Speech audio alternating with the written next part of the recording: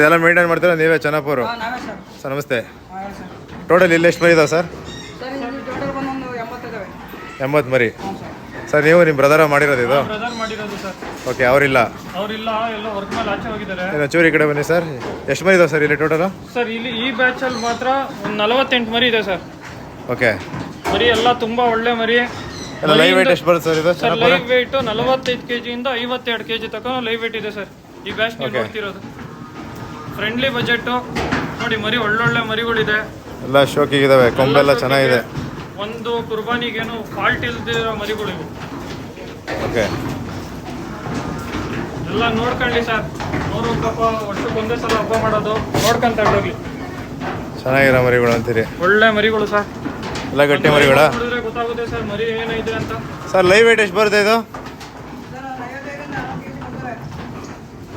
Okay.